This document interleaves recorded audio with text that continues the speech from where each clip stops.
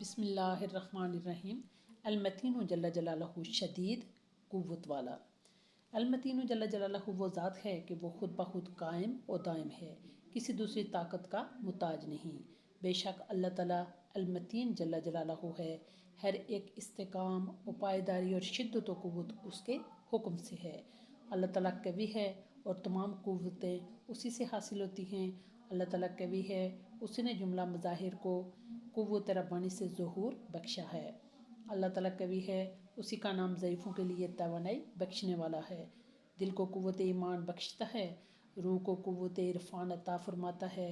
اس اسم سے تعلق پیدا کرنے والے کو جملہ قوت خاص ظاہری و باطنی کی درخواست اسی سے کرنی چاہیے۔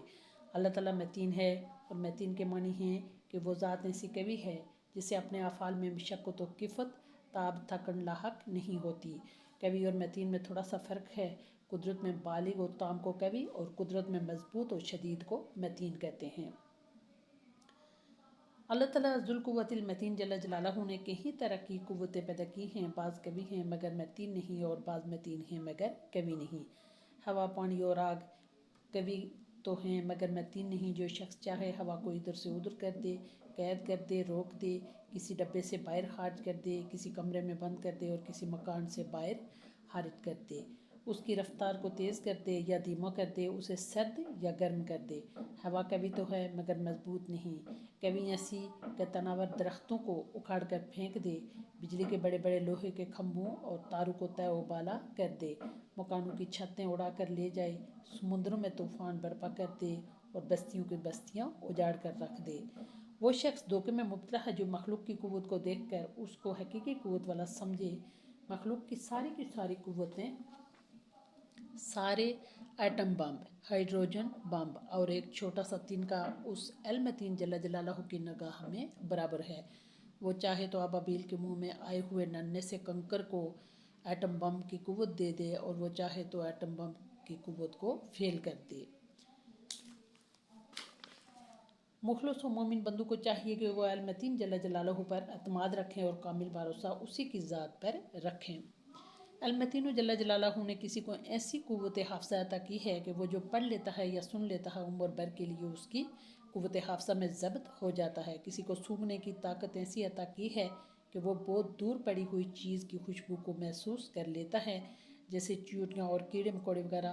کتے کو ایسی قوت دی ہے کہ وہ مختلف خوشبوؤں کا ریکارڈ اپنے دماغ میں محفوظ کر لیتا ہے، اور اگر کبھی کسی راہ پر چلا ہو تو برسوں کے بعد بھی سونگھ سونگھ کر اس راہ پر اپنی منزل پر پہنچ سکتا ہے۔ شروع زمانے میں اسلامی حکومت نے تو باقاعدہ کبوتروں سے نامہ رسانی کا کام لیا ہے، اور کبوتروں کے لیے ایک باقاعدہ محکمہ تھا۔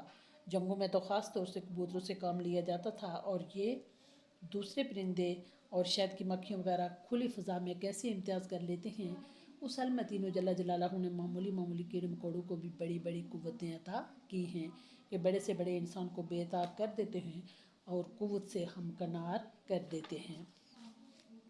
جو بندہ اللہ تعالیٰ کی قوت و مضبوطی کو پہچان لیتا ہے تو وہ اپنی طاقت پر فخر کرنا چھوڑ دیتا ہے۔ جس کے دل میں یہ بات اتر جائے کہ لوہا اس ذات کے حکم سے موم بنتا ہے، تو ساری دنیا کا لوہا اور ساری دنیا کا اسلحہ اللہ تعالیٰ کی طاقت کے مقابلے میں کوئی حیثیت نہیں رکھتا، تو وہ شخص کسی کی طاقت سے متاثر، مرعوب اور خوفزدہ نہیں ہوگا۔ جب بندہ یہ یقین پیدا کرے کہ طاقت و قوت والا صرف وہی اللہ ہے، تو وہ یہ بھی سمجھے گا کہ عبادت، نیکی، شرک سے دوری بھی اسی ذات کی وجہ سے ہے۔ نفس اور شیطان کے شر سے بھی بچنے کی طاقت اللہ ہی کی توفیق سے ہے۔ وہ ذات اتنی بڑی طاقت و قوت والی ذات ہے کہ ساری دنیا کی طاقت اس کے سامنے مچھر کے پر کی حیثیت نہیں رکھتی۔ ساری دنیا کا علم چڑیا کی چونچ میں سمانے والے پانی کے برابر نہیں ہے۔ وہی المتین جل جلالہ ہے۔